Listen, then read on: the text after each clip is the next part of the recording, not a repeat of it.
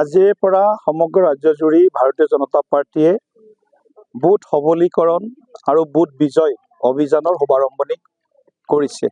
আৰু মই আজি নিজে নলবাৰী জিলাৰ ৩৮ নং বৰক্ষেত্ৰী বিধানসভা সমষ্টিৰ মোৰ নিজৰ বুথ ২৭১ নম্বৰ পূৰ্ণ কামদেৱ কিসমত এই গাঁৱত আজি উপস্থিত হৈ মোৰ বুথৰ সমিতিৰ সৈতে পৃষ্ঠা প্ৰমুখ আৰু আমাৰ দলৰ জ্যেষ্ঠ কাৰ্যকৰ্তাসকলৰ সৈতে এই বুথৰ সভাত আমি উপস্থিত থাকোঁ।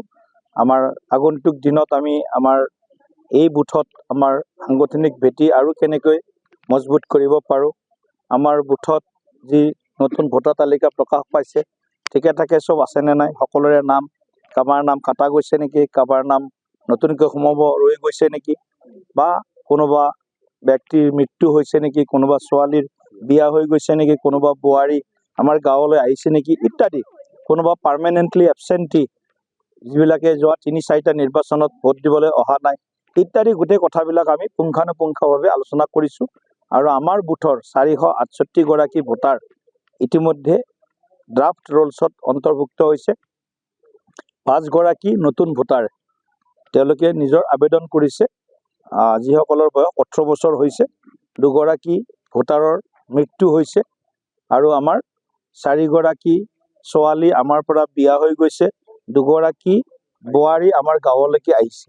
গতিকে এনেকুৱা ধৰণে আমি গোটেই কথাবিলাক আজি আলোচনা কৰিছোঁ। শুদ্ধ ভোটাৰ তালিকা এখন প্ৰস্তুত কৰিবৰ কাৰণে আমাৰ বুথে এই কামখিনি হাতত লৈছে, সকলোখিনি কাম আগবঢ়াই লৈ গৈছে।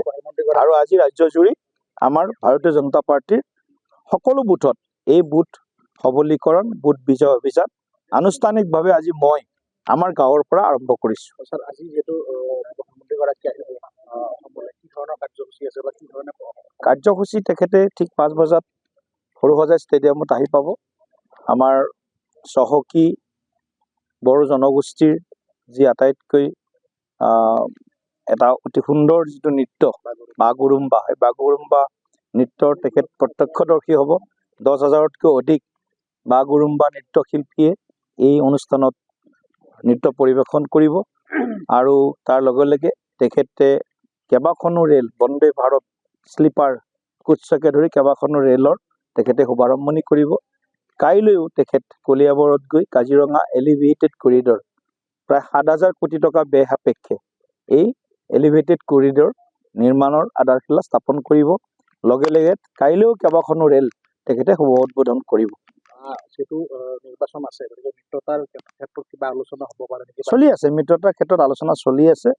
উপযুক্ত সময়ত উপযুক্ত সিদ্ধান্ত আমি NDA হিচাপে গ্ৰহণ কৰিম আৰু অসমৰ ৰাইজক আমি এইটোৱে আহ্বান জনাম যে এখন সুৰক্ষিত বিকশিত শ্ৰেষ্ঠ অসম নিৰ্মাণৰ কাৰণে মাননীয় প্ৰধানমন্ত্ৰী নৰেন্দ্ৰ মোদী ডাঙৰীয়াৰ আশীৰ্বাদত আৰু অসমৰ সৰ্বকালৰ জনপ্ৰিয় কৰ্মদক্ষ মুখ্যমন্ত্ৰী ডক্টৰ হিমন্ত বিশ্ব শৰ্মা ডাঙৰীয়াৰ যি বলিষ্ঠ নেতৃত্বত অসমে আজি এখন শ্ৰেষ্ঠ অসমৰ যিটো ভেটি স্থাপন কৰাত তেখেত সফল কাম হৈছে। আৰু এই যিটো অনিৰুদ্ধ প্ৰগতিৰ যাত্ৰা তেখেতৰ নেতৃত্বত অসমত আমি দেখিবলৈ পাইছোঁ, এই যাত্ৰা স্তব্ধ নোহোৱাকৈ যাতে আমি আগবঢ়াই লৈ যাব পাৰোঁ, অৰ্থাৎ ২৬ত বিজেপিৰ নেতৃত্বত তৃতীয়টো কাৰ্যকালৰ বাবে এখন NDA চৰকাৰ আমি অসমত প্ৰতিষ্ঠা কৰাৰ কাৰণে সকলোৱে আমি একবাৰি যোৱাৰ সংকল্প লৈছোঁ। যিকোনো খবৰৰ বাবে যোগাযোগ কৰক আমাৰ এই নম্বৰত 9181 307 2221।